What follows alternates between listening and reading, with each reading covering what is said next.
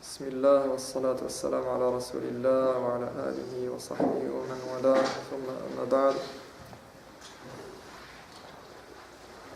On va parler de alamat sihhatul qalb. Donc cette fois, ça va être un peu plus... on va plus parler de la maladie. C'est bon, on sort de la maladie, on rentre dans les signes de la bonne santé du cœur. Mais bon, attention, parce que c'est pire. Enfin, c'est pas pire, mais on est de l'autre côté maintenant. Donc maintenant, si on n'a pas ces signes-là, c'est qu'on n'est pas en bonne santé. Donc ça va être notre référence. On va pouvoir jauger et voir si on a les signes de la bonne santé du cœur ou pas.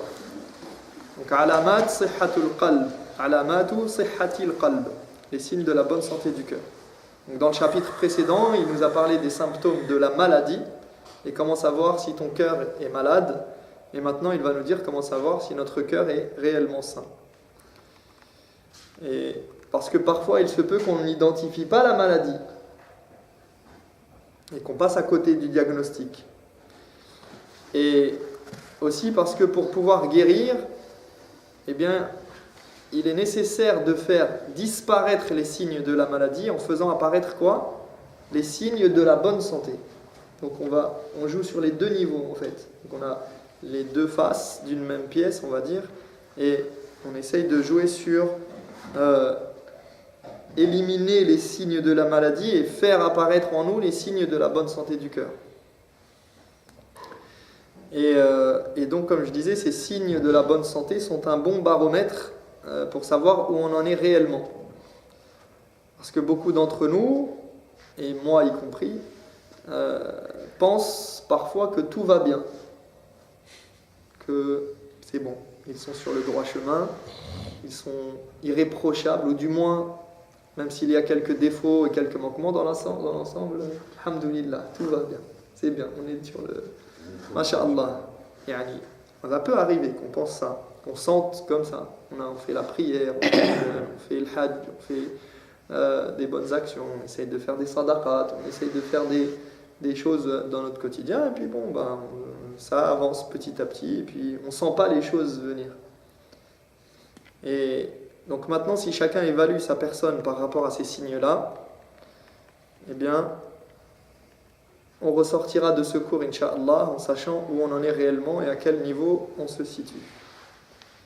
Et chacun doit faire des efforts pour réformer son âme et réformer son cœur et s'éloigner des prétentions mensongères. Parce que parfois on a des prétentions pas seulement dans nos paroles, mais c'est aussi dans nos actes, dans nos manières de nous comporter avec les autres. Les sentiments qu'on éprouve à l'égard des autres, les postures qu'on adopte et certains actes. Par exemple, si tu vois quelqu'un qui passe dans la mosquée ou dans la rue et que tu le dénigres parce qu'il ne te plaît pas, parce qu'il n'est pas habillé selon tes références ou selon l'idée que tu te fais d'un pieux. Et ça arrive, les gens ils regardent comme ça, ils voient passer quelqu'un, ils disent bon, il n'a pas l'air d'être très pieux. Hein. Donc toi, tu le méprises. C'est pas la barge. Quand tu le vois, ou tu le vois même pas, tu te dis tiens, mais je le vois jamais à la mosquée. Lui, il va pas à la mosquée. Je le vois pas à Salat al-Fajr, par exemple. C'est comme ça. Tu vois, comme je te vois pas à la mosquée. Donc déjà, par exemple. Tu commences à te dire que peut-être tu sais pas qu'est-ce qui se passe dans sa vie, pourquoi il va pas à la mosquée, peut-être qu'il va pas à la mosquée parce qu'il va à une autre mosquée. Peut-être qu'il est malade, peut-être qu'il travaille à ce moment-là, ou que sais-je. Et donc, qui te dit que cet homme que tu as croisé et que tu as dénigré n'est pas aimé d'Allah subhanahu wa ta'ala, plus que toi, et qu'il ne fait pas des bonnes actions en secret qui le font aimer d'Allah, être aimé d'Allah. Parce qu'en apparence, peut-être qu'il ne te paraît pas en faire des tonnes, mais si ça se trouve en secret, qui te dit qu'Allah n'a pas trouvé en lui ce qui le satisfait et qu'il a accepté ses œuvres, et qui te dit qu'il a accepté les tiennes.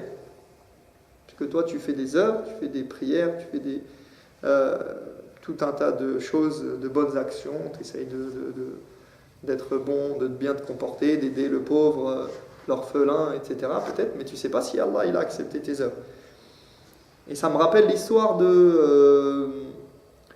vous connaissez cette histoire où il y a le prophète alayhi salam, il a dit Yatlu alaykum rajulun min ahli al-jannah. Et il y a quelqu'un qui est rentré dans la. Donc il y a quelqu'un, donc il dit il y a quelqu'un qui va rentrer, c'est quelqu'un du paradis. Et les compagnons, ils ont regardé cet homme et bon, ils n'ont rien trouvé de particulier.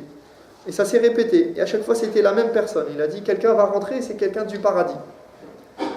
Et un des compagnons, il est allé le voir et il a prétexté quelque chose, un problème avec son épouse. Il a prétexté quelque chose et il lui a dit s'il te plaît, est-ce que tu peux m'héberger quelque temps parce que j'ai un problème et voilà. Parce qu'il voulait savoir en fait qu'est-ce qui fait pourquoi le prophète salam, il a dit que cette personne elle rentre au paradis. Pourquoi elle fait partie du paradis alors que quand on la voit, elle n'a pas l'air de quelque chose d'en faire des tonnes et tout ça. Et après, donc il est resté avec lui. Premier jour, deuxième jour, troisième jour, il le voit, il l'observe. Il se dit, mais dis donc, lui, rien d'extraordinaire, quoi. Qu'est-ce qu'il fait Puis il va le voir et il lui dit, écoute, voilà, en fait, j'ai prétexté quelque chose, j'avais rien et tout, mais en fait, voilà, le prophète, alayhi salam, il a annoncé que tu faisais partie des gens du paradis, alors, c'est quoi ton secret? Dis-moi, c'est quoi ton secret? Et lui, il a dit, la ajidu illa ma ra'ayt.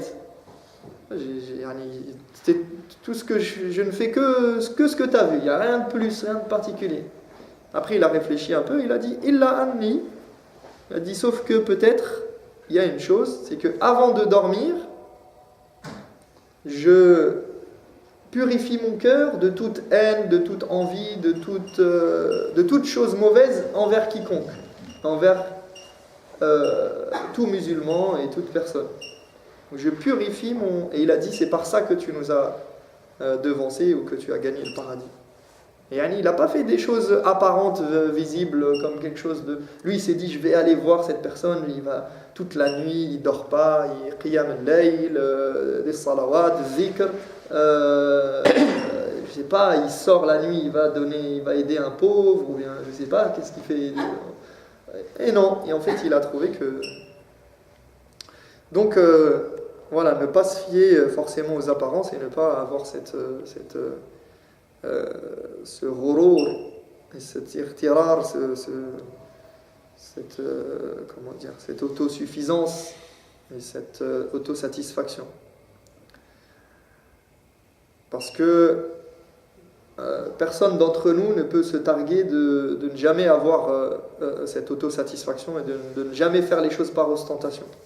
Alors que ce sont des choses qui empêchent les actes d'être acceptés par Allah subhanahu wa ta'ala.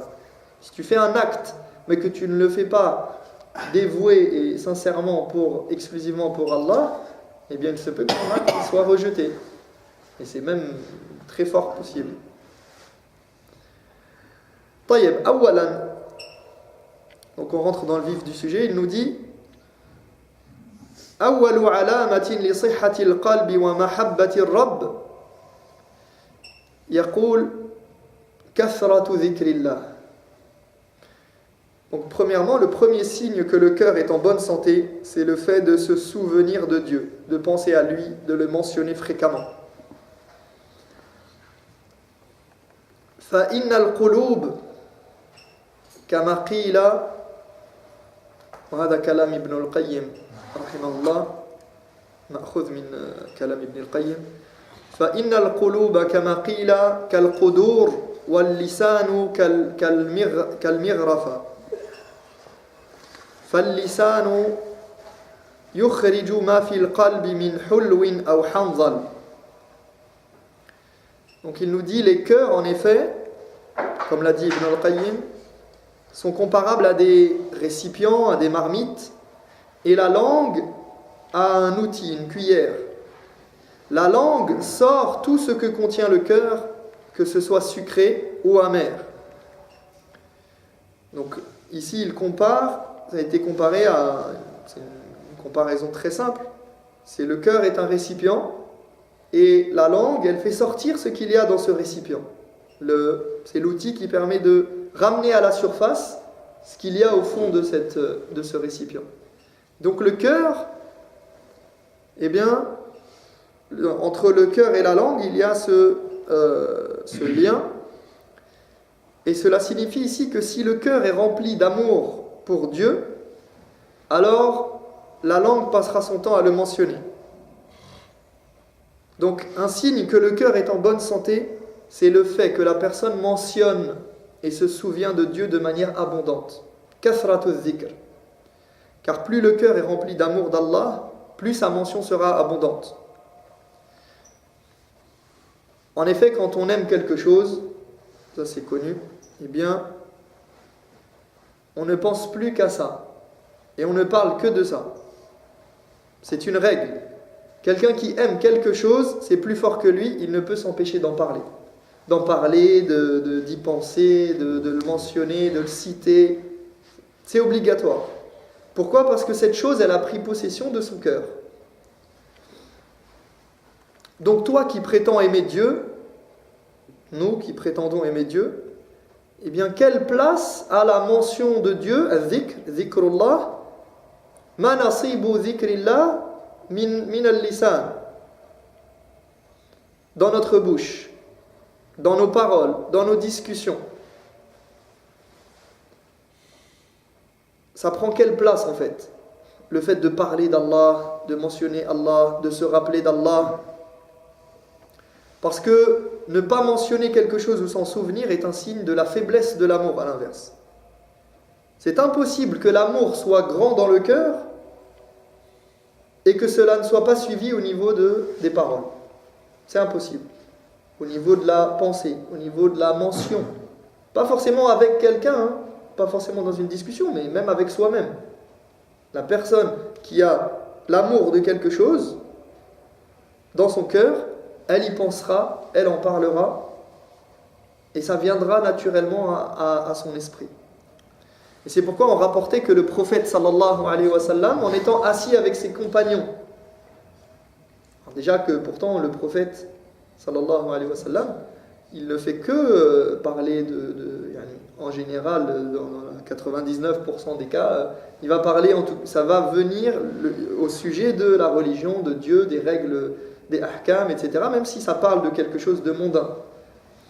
Eh bien, ses compagnons, lors des assises avec lui, quelle que soit l'assise, ils arrivaient à compter, ça c'est ce qui comptait, qu'ils disaient plus de 70 fois ou plus d'une centaine de fois Rabbi ighfirli wa tub alayya innaka antat tawwabur rahim.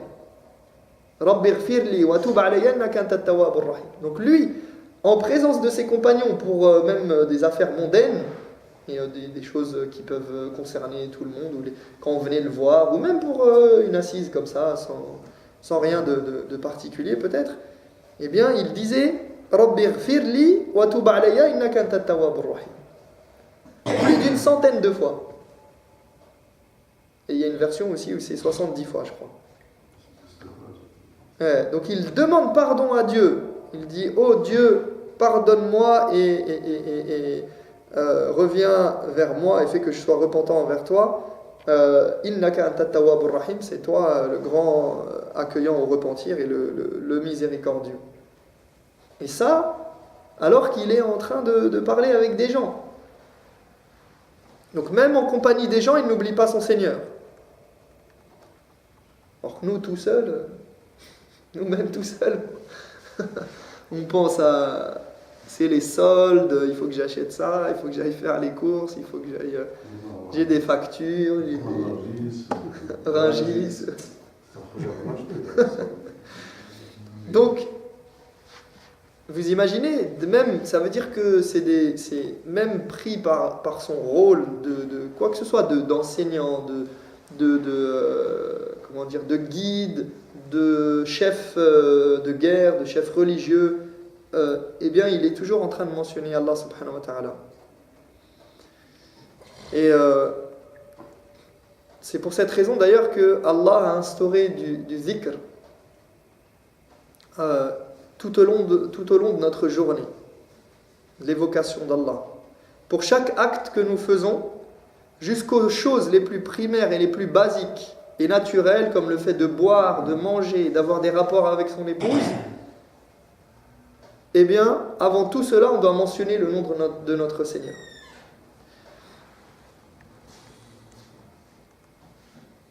Parce que c'est quelque chose qui nous lie à Allah subhanahu wa ta'ala.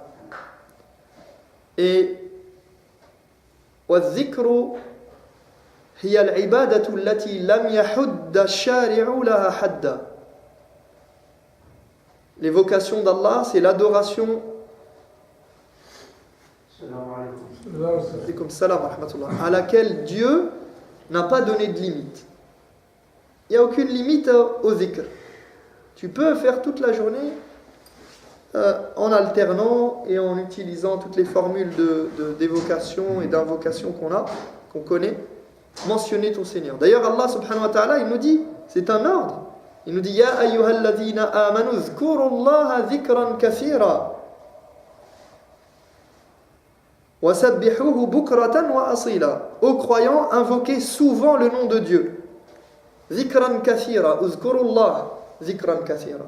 Faites mentionner, faites bouger votre langue pour mentionner votre Seigneur quotidiennement et glorifiez-le matin et soir. Matin et soir, ça ne veut pas dire juste le matin et juste le soir. C'est vraiment toute la journée, tout le temps, dans n'importe quelle situation. Et c'est vrai, c'est une adoration qui a été, comme ça là, facilitée, qui n'est pas lourde à faire. Ça coûte rien, ça coûte quoi? Même dans les invocations, ou les évocations et le dhikr, qui est enseigné par le prophète sallallahu alayhi wa sallam, par exemple de dire 100 fois telle chose, de dire 33 fois subhanallah, 33 fois alhamdulillah, 33 fois subhanallah walhamdulillah wa la ilaha illallah wallahu akbar, par exemple, de dire la hawla wa la quwwata illa billah, la ilaha illallah wahdahu la sharika la lahul mulku wa lahul hamdu wa ala kulli shay'in qadir. D'accord? Toutes ces choses-là, parfois ça nous paraît quelque chose de lourd, de compliqué, alors que quand vous regardez bien, si vous faites le tasbih, eh bien, ça va vous prendre 2 minutes, 3 minutes, 5 minutes maximum. C'est-à-dire, des fois, c'est 1 minute seulement, ça nous prend. Donc c'est quelque chose de facilité qu'on peut faire partout, n'importe quand, très simple. الذين يذكرون الله قياما وقعودا وعلى جنوبهم ويتفكرون في خلق السماوات والأرض. Allah nous parle il nous dit ceux qui debout, assis ou couchés ne cessent d'invoquer Dieu et de méditer sur la création des cieux et de la terre. Donc debout, en marchant, en allant au travail, dans les transports, assis à table, assis dans la voiture, dans le métro, peu importe, couché, eh bien, il ne cesse d'invoquer Dieu et de le glorifier et de méditer sur la création des cieux et de la terre. Salam wa rahmatullah.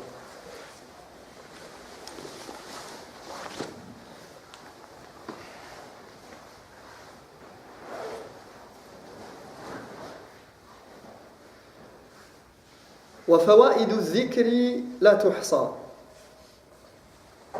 Les bienfaits et les faveurs et ce qu'on peut retirer de l'évocation sont innombrables. Minha an yahfazak Allah. Un de ces bienfaits, c'est la protection d'Allah.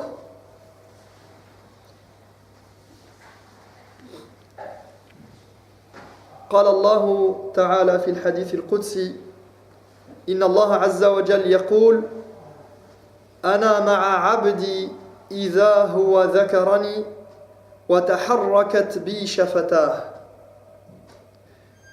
Allah nous dit dans le hadith Qudsi, je suis avec mon serviteur tant qu'il m'évoque et qu'il remue les lèvres. Tant que tu l'évoques, tu es protégé. C'est pas compliqué, hein? Il faut juste l'évoquer et tu es protégé. Ça, c'est un des grands bienfaits du dhikr, la protection d'Allah. Vu qu'on cherche toujours à se protéger. C'est d'ailleurs comme ça qu'on nous vend des assurances. Hein. On va vous protéger. On va protéger vos biens, on va protéger votre famille, vos enfants, on va vous protéger. Vous n'allez rien protéger. Juste protéger mon argent et le garder dans votre... Donc, celui qui se rappelle d'Allah subhanahu wa ta'ala, qui le mentionne souvent, il a la protection d'Allah. ومن فوائد الذكر العظيمة أنه يشغلك عن كل آفات اللسان ومساويها. يشغلك عن آفات اللسان. Un autre avantage dans le fait d'évoquer Dieu, c'est que cela t'évite que ta langue fourche et que tu prononces des mauvaises paroles, que tu dises des choses qui ne plaisent pas à Dieu. Et combien de fois on utilise nos langues pour dire n'importe quoi, pour dire des insultes, parler sur les gens, propager des choses mauvaises. Alors, le dhikr, si tu occupes ta langue à faire du dhikr, eh bien tu éviteras de parler et de dire n'importe quoi. Et de propager. Surtout que celui qui fait du dhikr, eh bien, il a l'habitude de se rappeler Allah et de dire des bonnes paroles. Donc sa langue, elle est habituée à dire des bonnes paroles. Dès qu'il va parler et qu'il va dire quelque chose de mauvais, il va le ressentir comme quelque chose d'inhabituel. Et ça va l'empêcher de parler pour ne rien dire, de parler sur les gens, de parler derrière leur dos, de propager des ragots.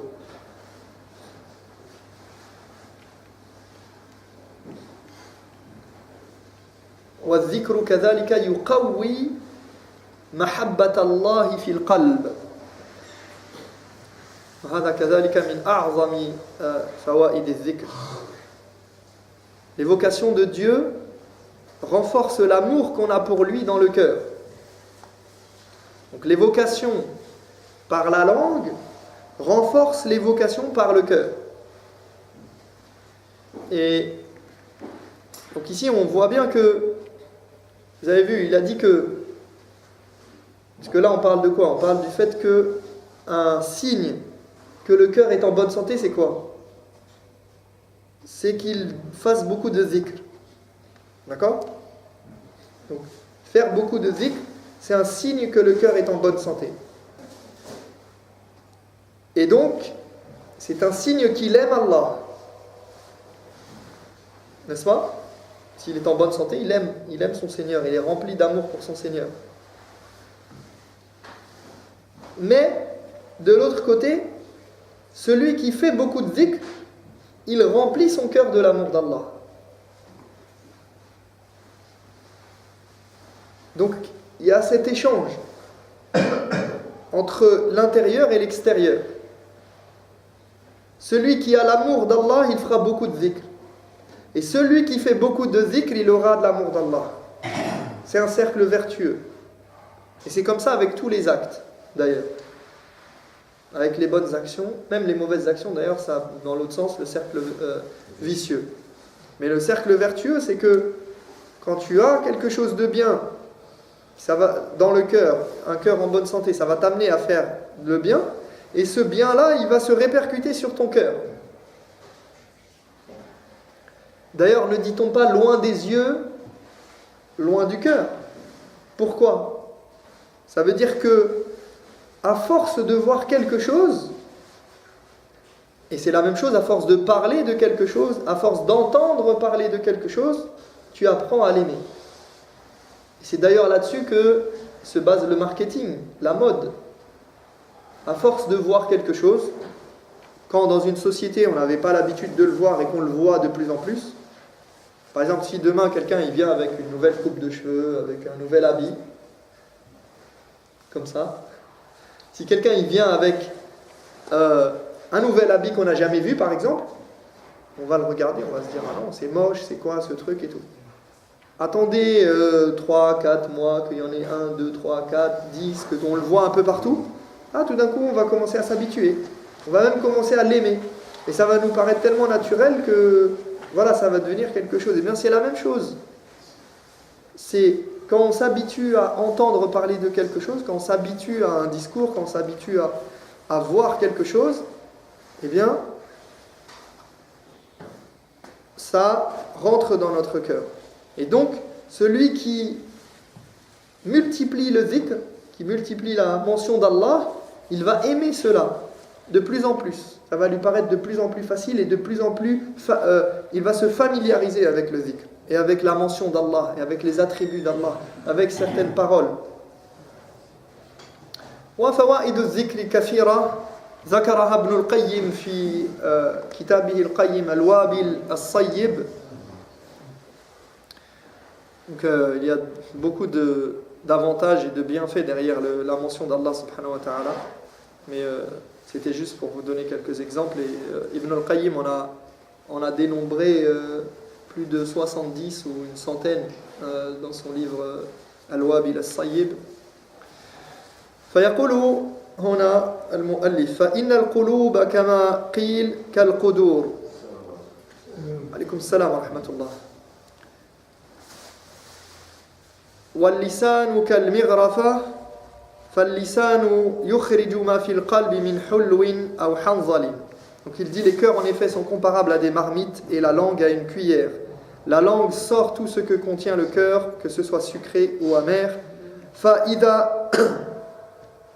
فإذا امتلأ القلب بحب الرب عز وجل تحرك اللسان بالذكر ولا بد.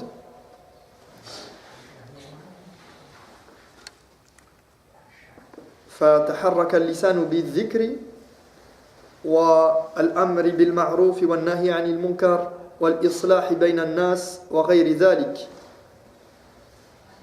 وإذا امتلأ القلب بغير ذلك من الكفر والفسوق والعصيان تحرك اللسان بالغيبة والنميمة والفحش والبذاء. Ainsi, lorsque le cœur est rempli d'amour pour le Seigneur, la langue se mettra en mouvement nécessairement pour le mentionner.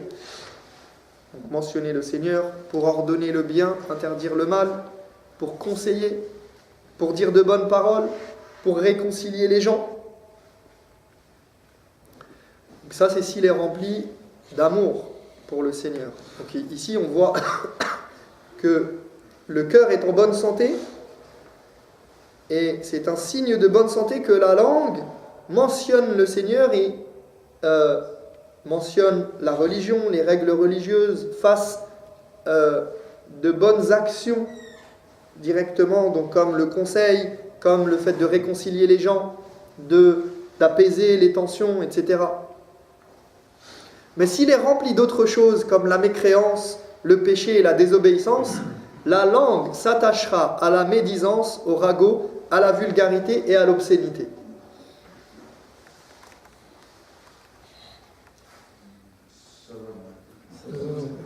فإذا امتلأ القلب بغير ذلك تحرك اللسان بما يناسبه فالقلوب كالقدور وألسنتها مغارفها. قال بعضهم المحب لا يجد للدنيا لذة ولا يغفل عن ذكر الله طرفة عين. Quelqu'un disait, celui qui aime Allah ne trouve pas de plaisir de ce bas monde ou dans ce bas monde et n'oublie pas Allah un seul instant. Celui qui aime Allah, il ne trouve pas de plaisir dans ce bas monde réel et il n'oublie pas Allah un seul instant.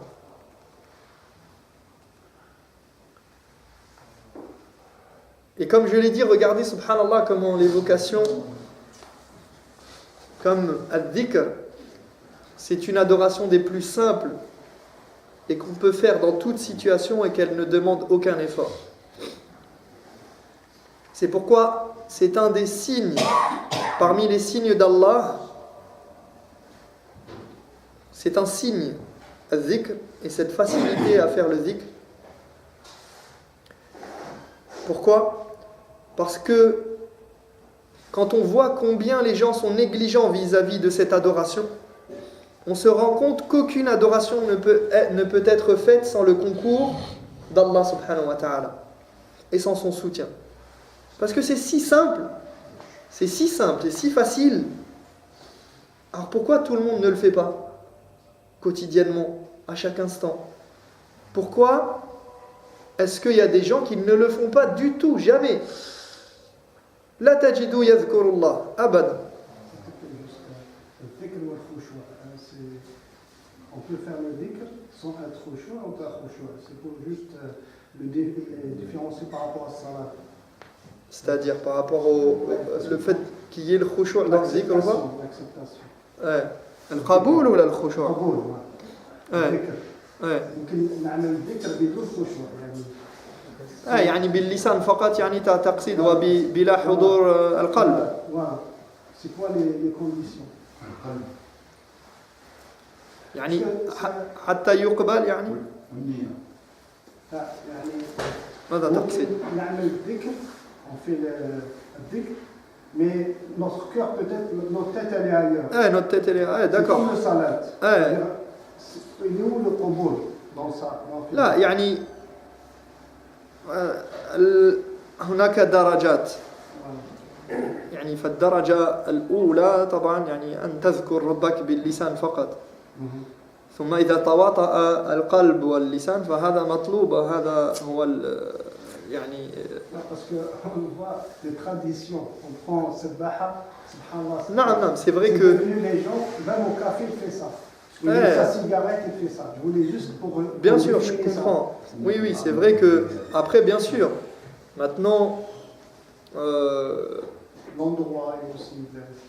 Bien sûr, après il y a un adab, il y a des bonnes manières et une bienséance par rapport au dhikr. On le fait pas quand on est aux toilettes par exemple, on le fait pas pendant les rapports avec son épouse, on le fait pas dans certaines situations, bien évidemment. On fait pas le haram en faisant du dhikr. J'ai déjà vu des gens s'asseoir à un café ou un truc, fumer le narguilé, il va s'asseoir, il va dire Bismillah par exemple. Mais malgré tout, alors ça c'est un manque de bienséance et de bonne manière vis-à-vis de ça, et un manque du fait d'honorer les rites d'Allah subhanahu wa ta'ala et le nom d'Allah. Mais malgré tout, ici ce qui va nous intéresser, c'est le fait de bien sûr faire le dhikr et d'être présent, d'être concentré, de savoir ce qu'on fait et ce qu'on dit. Bien sûr, c'est le meilleur c'est le meilleur cas et la meilleure des situations. Maintenant, celui qui dit juste le dhikr, parce qu'après, innamal a'malu binniyat, les actes sont en fonction des intentions. Donc leur valeur, elle va dépendre, et la récompense va dépendre de l'intention qu'il y avait derrière. Yani, si la personne, elle a dit par exemple, elle se dépêche de faire le dhikr, juste pour avoir les récompenses, parce qu'elle sait qu'après la salat, par exemple, il y a des récompenses particulières à faire le dhikr. D'accord? Peut-être qu'elle le fait un peu machinalement et de manière précipitée. Mais on espère que Allah subhanahu wa ta'ala, il lui donne la récompense malgré tout. Parce qu'elle le fait pour la récompense. Et c'est une bonne chose parce que malgré tout, elle garde le lien avec Allah et elle aime avoir cette récompense. Donc cet effort, il sera récompensé. Maintenant, c'est sûr, si on veut le cas optimum, et dire non, c'est comme quelqu'un qui ferait un seul dhikr et l'autre qui fait 10 ou qui fait plusieurs sortes. Eh bien, on va dire c'est sûr, c'est mieux si après chaque salat tu attends un quart d'heure et que tu fais ton dhikr, c'est mieux. Mais justement, après, en fonction de la foi, en fonction des possibilités de chacun, en fonction de la yukallifullahu nafsan illa wus'aha, après chacun, Inch'Allah, barakallah fik. Ala kulli hal.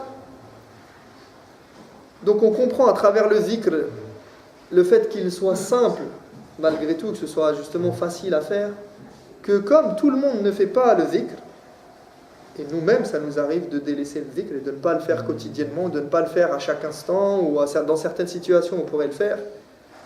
Eh bien, on comprend que seul celui à qui Allah a accordé la réussite, man wuffiqa,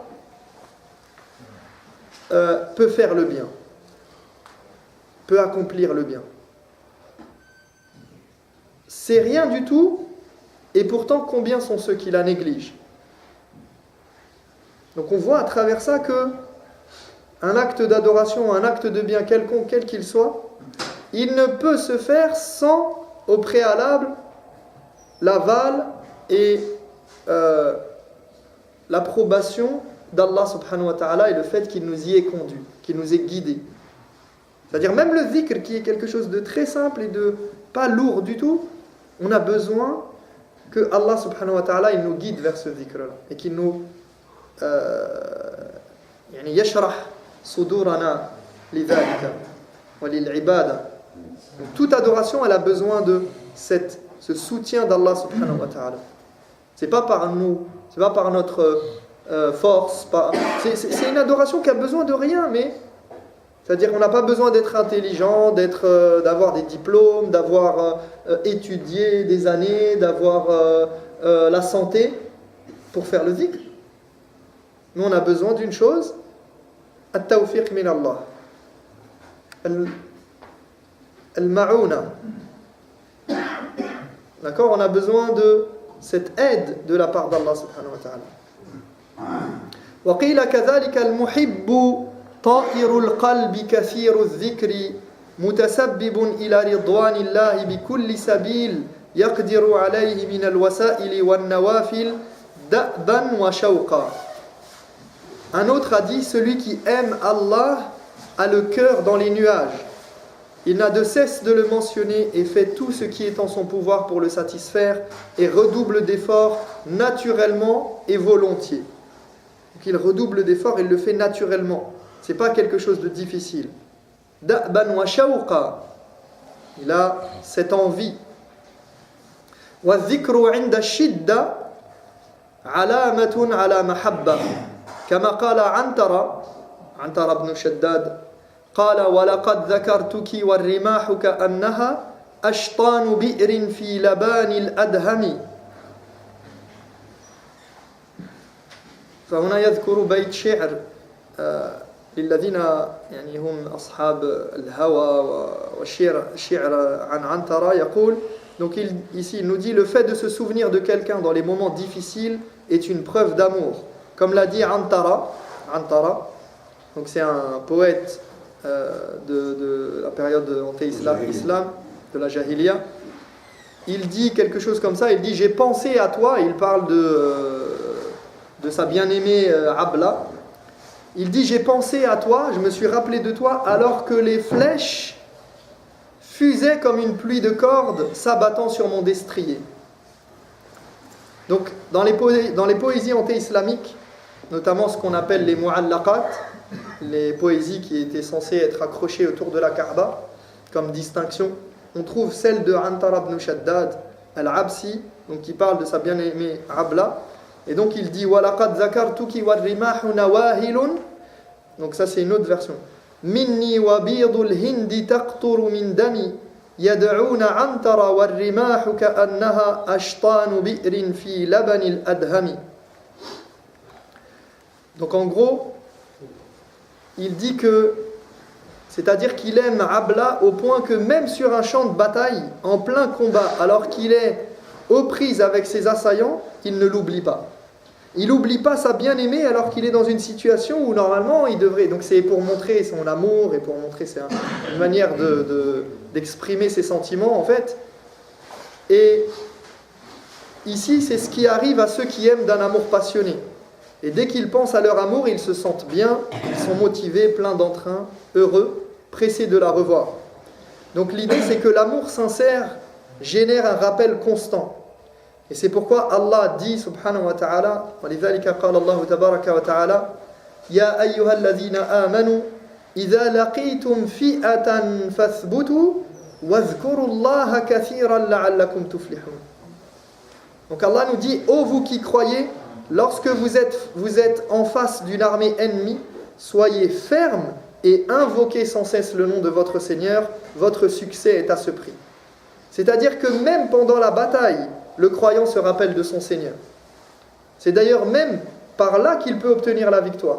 C'est uniquement par là, et pas par ses armes, pas par ses forces, pas par al-udda, par sa préparation et les armées, qu'il obtiendra la victoire, mais par le fait qu'il se soit rappelé de son Seigneur et qu'il ait invoqué et évoqué son Seigneur. Regardez ici, même en pleine bataille, Allah il dit, ô vous qui croyez, lorsque vous êtes face à une armée ennemie, soyez fermes et invoquez le nom de votre Seigneur. Et votre succès dépend de cela.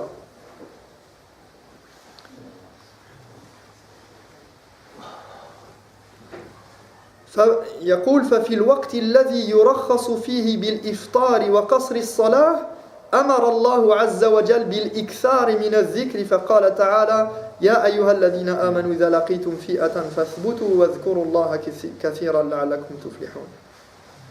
Donc il dit ainsi, au moment même où il est permis de rompre le jeûne et de raccourcir sa prière, dans ce moment-là, c'est permis de rompre le jeûne et de raccourcir sa prière, Dieu ordonne de penser à lui abondamment et de le mentionner et de l'invoquer abondamment. Donc il nous dit soyez fermes et invoquez sans cesse le nom de votre Seigneur, votre succès est à ce prix-là.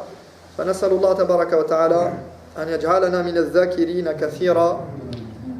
أقول قولي هذا وأستغفر الله لي ولكم فاستغفروه إنه هو الغفور الرحيم. سبحانك اللهم وبحمدك أشهد أن لا إله إلا أنت.